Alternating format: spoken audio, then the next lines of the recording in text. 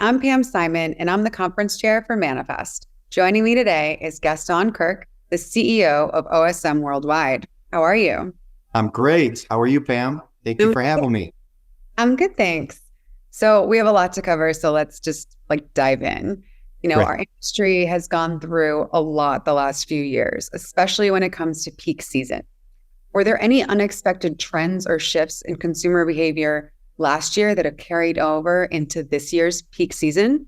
And how have you prepared for them? So what we do after each peak season is we'll have a peak season postmortem. That's all the lessons learned, all the things we did great, more importantly, all the things that we could have done better. So we've been doing this now for several years. It's really worked out great. Coming into peak season, we come in with a game plan, a strategy. A lot of what we're doing is level loading. So we know where the volumes are coming from. We're making sure that we have consistent distribution within all of our plants. That was probably the biggest lesson learned, because behind that, now we've got all of our transportation, we've got all of our labor, all of those things become a lot more efficient when we're able to level load. And so with that, during this postmortem and looking ahead, what are some of the KPIs that you track during this process, and how do you determine if you meet those expectations? Yeah, so we have certain goals for labor. We have certain goals for transportation. We're tracking daily volumes. We're tracking the volume mix. So is it parcels that are over a pound? Is it parcels that are less than a pound? Is it books? Are we seeing trends that are different from what we've seen last year? Those are the kind of things that we look at. Again, this is just a way of us preparing, and it helps us to, for us, speed and consistency are really important. So if we have all of those other things in play with a good strategy and a good plan, we're able to deliver consistency.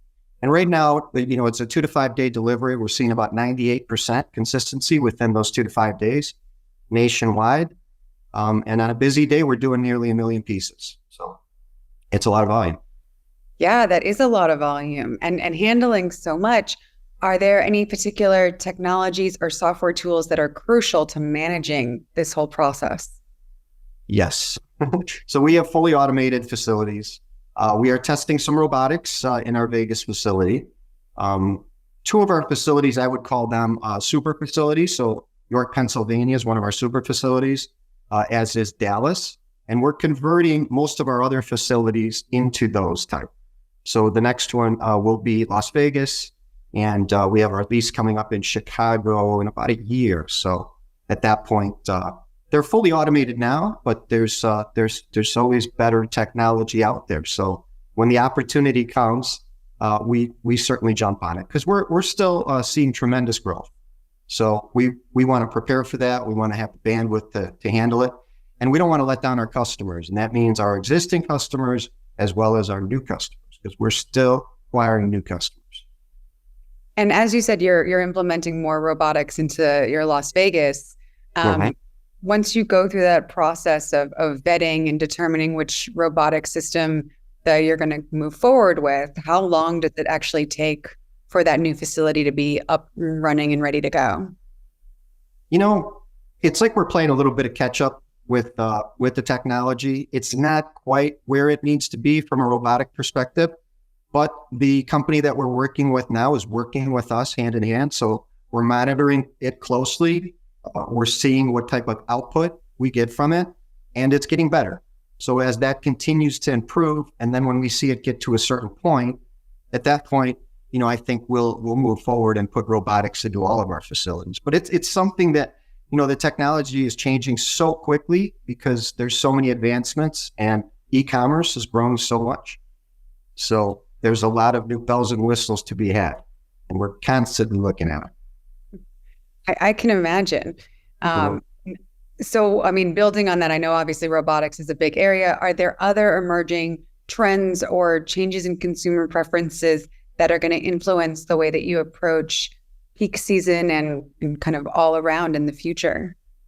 Well, we'll wait till our postmortem and see what we did good and what we could have done better. But definitely, there's always things that we tweak, we change. We're constantly trying to improve, and we're constantly scaling. So we've had tremendous growth in our company almost since the very beginning. I don't think there's been a quarter where we've had less, or a year-over-year quarter where we've had less volume than the previous. That's never happened. That's lucky, We like to think we're good, but thank you. And as you said, I mean, OSM has not stopped growing over its 20 plus year history. Right. To increase your marketing and promotional efforts to attract new customers ahead of peak season, or is it mostly organic growth or a mix of the two? It is organic growth. We're growing both by our existing customers, and it's also new acquisition growth. So we're acquiring new clients on a pretty steady basis. The reason we're able to grow is we just have a different approach and a different philosophy, very customer centric. Our customers aren't numbers. We're in constant communication with them. We don't have a lot of bureaucracy within our company as well. So some of the large companies that we deal with, there's a lot of red tape. We really don't have that. So if myself or my partner need to get involved in, in an account or in a certain situation along the way, to show support or to show that we're going to be there as a team and that we can make decisions that are both good for us and good for the customer. And they don't have to necessarily do it exactly the way we're telling them they have to do it.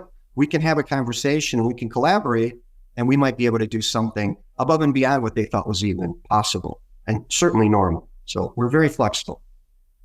Which is great. And I'm sure something that all of your customers appreciate, given the current climate that we've been in. Flexibility really is key to success. Absolutely. So what advice or recommendations would you give to shipping companies looking to improve their peak season strategies based on your experience and expertise? Well, first of all, a multi-carrier strategy is very important. We're seeing now in the news that, the increases by UPS and FedEx were 5.9%, but then you've got to take into effect their fuel surcharge just went up by 1%. And the delivery area surcharges, they're expanding delivery area surcharges into more zip codes. All of these really have a large effect on your overall shipping spend. So it's really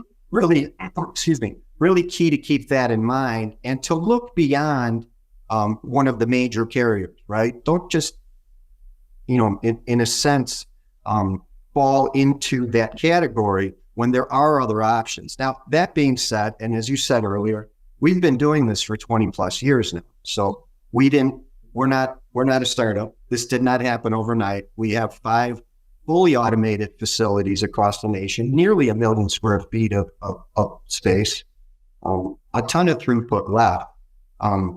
So we're a great option, right? But we're a great option for parcels that are less than a pound. So anything that's less than 5 pounds and less than the size of a shoebox, that's going to be us. Obviously, this does not make up the entire landscape of the parcel world. So we're just part of the solution. So that's my advice, is to look at your shipping data, and from there, talk to, reputable vendors that are available, shipping companies. And if final mile delivery in certain areas makes sense to use a regional carrier, I don't think there's anything wrong with that. There's some drawbacks and there's some advantages. When the postman delivers your package to your door, if the package is small enough, it's going to go in your mailbox. So we use the post office for our final mile delivery for everything. So 100% of our parcels are delivered to the end user by the post office. So they're our final mile. There's other options and there's pros and cons. So if you're home by yourself and someone knocks on the door and it's 6:00 at night and it's dark out, what are you doing here, right? It's a little spooky. They're not wearing a blue uniform. They pulled up in a Pontiac. Until you see the box, you really don't know what's going on. So retailers have to keep this in mind. How far are we going to spread this along? How many carriers are we going to use? And then there's the other part of it. One of the things that I'm very proud of, and I said, we're very customer centric. We're probably the only shipping company that not only has a customer service department, but we also, our customer service department works with our clients, so a retailer, but additionally, we'll get phone calls because people are tracking their package and they're trying to figure out why they haven't gotten it. So our customer service department is working with the end user on a regular basis. We're answering phones. It's not a computer. They might get an email or something when they ask a question, but if they need to talk to a live human being, they can do that. So that really separates us from all of the other carriers. And it's something you have to kind of keep in mind. So if you're a retailer, I mean, all of a sudden, if you sparse out all of your volume to 5 or 6 carriers, those 5 or 6 carriers have to be accountable. They got to be accountable to the client, to a certain degree to the end user, and then you've got to be able to keep track of that. So now I wouldn't recommend using a ton. I would recommend having a really hard look at it, figuring out who's going to be the best option for certain aspects of it, and then move forward with the strategy. Well, thank you.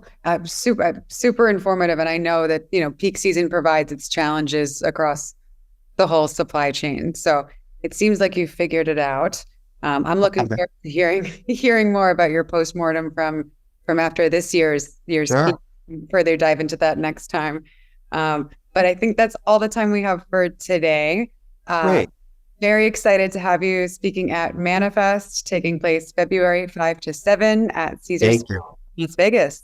I'm looking forward to it. So we'll see you in Las Vegas. Thank you, Pam. Thanks for having me.